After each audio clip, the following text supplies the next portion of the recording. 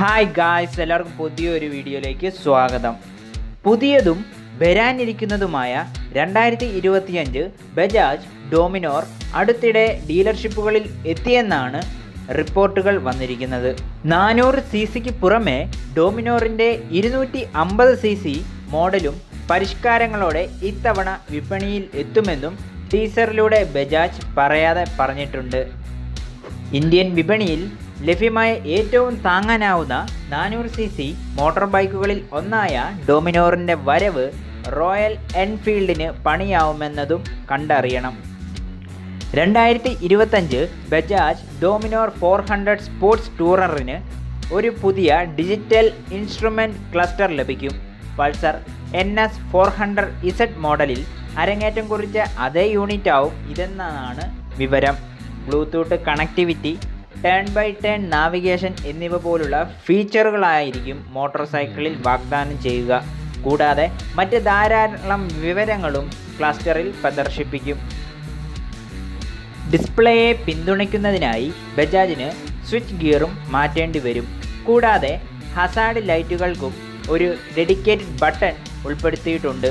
പുതിയ instrument cluster അവതരിപ്പിച്ചതോടെ fuel ടാങ്കിൽ സ്ഥാപിച്ചിരുന്ന ചെറിയ ഡിസ്പ്ലേ ബജാജ് നീക്കം ചെയ്തിട്ടുണ്ടാവുമെന്നാണ് വിവരം. ABS മോഡലുകളും ട്രാക്ഷൻ കൺട്രോളും സ്പോർട്സ് ടൂററിലേക്ക് എത്തുന്നതോടെ സംഗതി കൂടുതൽ കളറാവും. ഈ ഫീച്ചറുകൾ എത്തുന്നതിൻ്റെ ഭാഗമായി ഇപ്പോൾ റൈഡ് ബൈ വയറും 2025 ബജാജ് ഡോമിനോർ 400 cc വാഗ്ദാനം ചെയ്യും. മൊബൈൽ ഉപകരണങ്ങൾ ചാർജ് ചെയ്യുന്നതിനായി USB പോർട്ടും കൂടുതൽ സൗകര്യത്തിനായി അഡ്ജസ്റ്റബിൾ ലിവറുകളും ബജാജ് ഒരുക്കുന്നുണ്ട്. പിന്നെ ബൈക്കിൻ്റെ ടൂറിംഗ് ശേഷി വർദ്ധിപ്പിക്കാനായി ടൂറിംഗ് ആക്സസറികളും കമ്പനി നൽകും.